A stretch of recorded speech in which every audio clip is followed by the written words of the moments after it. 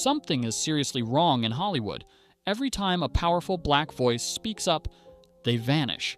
First, it was Cat Williams, then Monique.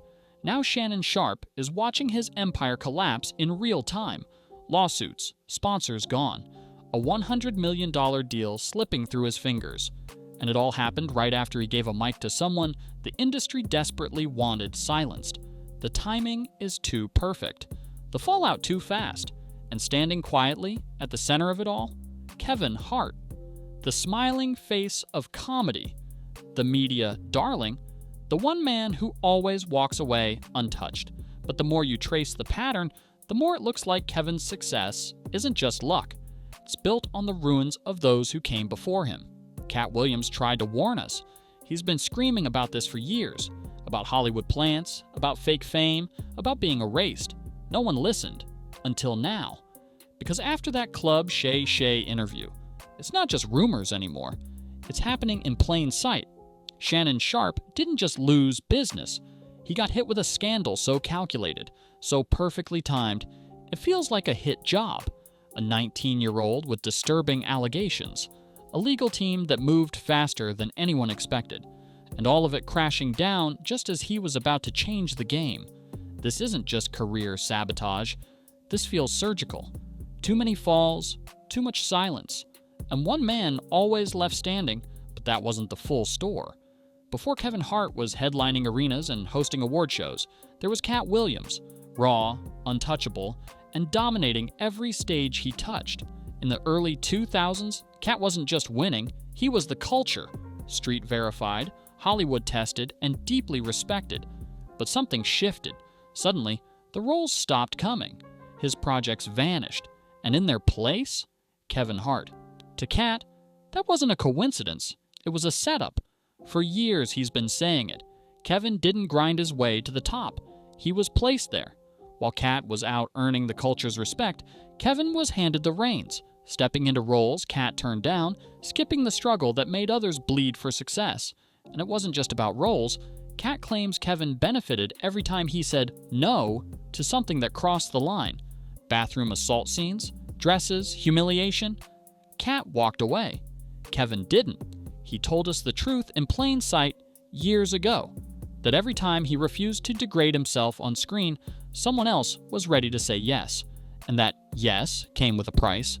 Kevin got the endorsement deals, the movie roles, the late-night slots. Meanwhile, Cat got labeled a meltdown, a crackhead, a problem. But the real problem? He wouldn't play the game. And just when people started listening, the machine kicked in again. Suddenly, Cat's name was buried under scandal after scandal, half of which, he claims, were PR plants. Mugshots, tabloids, late-night punchlines. His career didn't crumble. It was buried. The scariest part? He wasn't the only one warning us. Dave Chappelle saw it too. But Kevin, he kept smiling, kept rising, and every time someone else fell, he was right there to take their spot. Then came the dress, and that changed everything. In Hollywood, there's a test some comedians quietly whisper about, one that's broken careers and exposed deeper truths. It's not about talent, it's not about timing, it's about obedience. The moment they ask you to wear the dress, Dave Chappelle refused. So did Cat Williams. To them, it wasn't just a gag. It was symbolic, a way to strip powerful black men of dignity under the disguise of comedy. They said no, loudly, publicly, and they paid for it. Kevin Hart? At first, he said no too. Back in the early 2000s and 10s, Kevin told interviewers he had boundaries, that he wouldn't wear a dress, that he didn't need to degrade himself to be funny. Fans respected it, his peers applauded it. Then everything changed. Right after Dave Chappelle went viral on Oprah explaining why he refused to cross that line, Kevin did exactly what he swore he wouldn't. He wore the dress, he played the part, and to Cat Williams, that was all the proof he needed. Kevin wasn't resisting the system, he was the system. It wasn't just about the clothes, it was about what it meant. Kevin had stepped fully into the role Hollywood carved out for him. The safe comedian, the corporate-friendly puppet, the face they could parade without pushback. And what came next was a career explosion. TV deals, movie franchises, children's films, corporate ads with The Rock. Kevin became the guy, everywhere at once. Meanwhile, Kat's image was in free fall. Arrests, headlines, studio doors slamming shut. But Kat didn't break. He doubled down. He said it outright. He wasn't spiraling. He was being erased. Every time he turned down a degrading scene, Kevin was there to fill the spot. It wasn't about talent anymore. It was about control. Kevin became the brand. Kat became the warning, and just when the world stopped paying attention to Kat, he came back with fire, and he brought it straight to Shannon Sharpe's doorstep. When Kat Williams stepped into Shannon Sharpe's studio, no one was prepared for what was about to happen. The interview wasn't just viral, it was nuclear. Kat didn't hold back. He called Kevin Hart a plant, accused him of selling out, and dragged Hollywood's power games straight into the daylight. And Shannon Sharpe? He just sat there, nodding, listening, letting every word fly unchecked. That's what changed everything. Within days, Shannon's world flipped upside down. Guests started backing out. Sponsors ghosted him. The $100 million media deal he'd been building for months, suddenly hanging by a thread. It was like someone hit a switch, and every door started closing at once. Kevin Hart never responded, not directly. But weeks later, while hosting an NBA segment, Kevin started throwing out odd, off-topic jokes, random jabs that sounded a lot like sneak disses. To most viewers, it was harmless banter. But to those paying attention, it was clear. Kevin was mocking Kat, subtly, safely. Just enough to get the message across without getting his hands dirty. But this wasn't just about comedy, because then came the lawsuit. Out of nowhere, a 19-year-old OnlyFans model named Gabriella Zuniga filed a $50 million suit against Shannon Sharpe.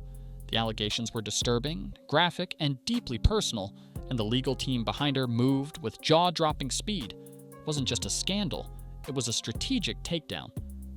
The same week, Shannon's sponsors vanished. She stepped forward. Kat had warned him, on camera. He even looked Shannon in the eye and said the blowback would come. But no one expected this level of fallout. It wasn't just career sabotage, it felt like execution. Public, brutal, and merciless. And while Shannon's name burned in headlines, Kevin stayed silent. No tweets, no statements, no shade. Just a grin, and a seat at the top. But the deeper you dig into Gabriella's past, the more twisted this story becomes. At first glance, Gabriella Zuniga looked like just another influencer, 19 years old, active on OnlyFans, and involved with an older celebrity. But the moment her lawsuit hit the public, something felt off. This wasn't some wild accusation from a tabloid. It was a detailed, coordinated legal strike, full of receipts, audio clips, text messages. Her team was prepared, too prepared. And then came the whispers. People started digging into her last name, Zuniga. That rang bells in certain circles, because Gabriella might not be some random model. She might be tied to one of Hollywood's quietest, most connected families. Think Daphne Zuniga, actress from Melrose Place, deeply embedded in the entertainment elite for decades. Jaguar Wright, a name that sends shivers through the industry, stepped up and said it plainly. Gabriella was planted. According to her, this wasn't just a scandal, it was a trap. A methodical takedown designed to ruin Shannon Sharpe the moment he got too close to voice Hollywood wanted erased. And if you follow the timing, it's chilling. Gabriella allegedly met Shannon at a gym. Their connection started last year, right around the time Shannon began branching out with his own media empire. Not long after, he gave his platform to Monique, then Kat, both controversial, both blacklisted, both vocal about the machine Kevin Hart now represents. And just when Shannon started climbing higher, boom, the lawsuit hits. Right when the ink was drying on a $100 million deal. It wasn't just the content of her claims that raised eyebrows. It was how quickly the system rallied behind her. Major coverage, legal traction, pressure from all sides. This wasn't an Instagram call-out. This was a full-scale offensive. The allegations were disturbing. Manipulation, coercion, hidden cameras, racial role play, even threats. And when Shannon tried to deny everything, Gabriella clapped back with proof. Audio of him saying things too explicit to repeat. Screenshots, details. Then came the real shocker, reports that Shannon's lawyer confirmed he offered her $10 million to make it go away. Whether that meant guilt or desperation, it didn't matter. The damage was done, deals gone, reputation shattered, and Kevin, still untouched, still silent, still winning. But Shannon wasn't the first, and he might not be the last. Zoom out from Shannon for a second. Look at the bigger picture. Cat Williams wasn't the first. Monique wasn't the last. Shannon Sharpe is just the latest in a growing line of respected black voices who dared to speak out, or even just stand next to. Someone who did, and suddenly found themselves surrounded by flames, and in every one of these collapses, one name quietly stays standing: Kevin Hart. Let's go back. Monique was blacklisted after refusing to play Hollywood's game. She spoke up about being underpaid, silenced, and humiliated by the same industry that Kevin was thriving in. Her story didn't just disappear, it was buried. Studios cut ties, networks stopped calling. And Kevin? He publicly dismissed her concerns and doubled down on his brand. Then came Cat. His downfall wasn't just a coincidence, it was orchestrated. The media called him unstable. His mugshots became memes. But who kept getting the roles Cat lost? Who rose higher every time Cat spoke out? The receipts all point in the same direction. And now, Shannon. He gives Cat the mic. He lets him speak. He doesn't interrupt, doesn't push back. And within weeks, his entire future unravels. Massive sponsorships, gone. A historic $100 million media deal, on pause. Then suddenly, lawsuits, scandal, headlines that spread like wildfire. It's a pattern so clean, it looks scripted. People started asking the uncomfortable question: does Kevin succeed because these other voices fall? Or does he benefit from their silence? Because somehow, every time another black entertainer is cut down by scandal or shut out by Hollywood, Kevin's platform grows. He's in more commercials, more films, more mainstream press. While Monique is fighting just to get a Netflix special, Kevin's producing 10 at once. And when Cat is painted as a meltdown, Kevin is hosting the Oscars. It's not that Kevin throws the punches himself, it's that he never seems to catch one. He's always in the right place at the right time, always untouched by the same system that buries everyone else. Coincidence? Maybe. But the way it keeps happening, it's hard not to wonder. Because the next move, it could decide everything. Kevin Hart doesn't need to fire back on Twitter. He doesn't need to clap back in interviews. He's not that kind of player. He moves quietly, and when he moves, the whole industry shifts with him. That's the power Cat Williams was warning us about. Not just celebrity, influence. Because Kevin isn't just a stand-up comedian anymore. He's a media mogul, a brand. He's got connections in every major studio, every streaming platform, every boardroom that matters. He's the safe bet. The smiling face that gets greenlit every time.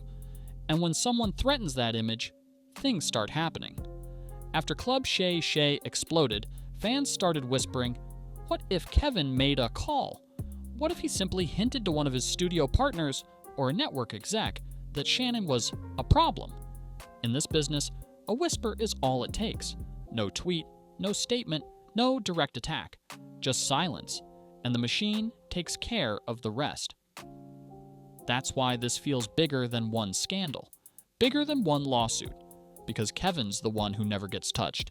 The one whose name stays spotless while everyone around him burns. And yet, every time a critic speaks, a fall follows.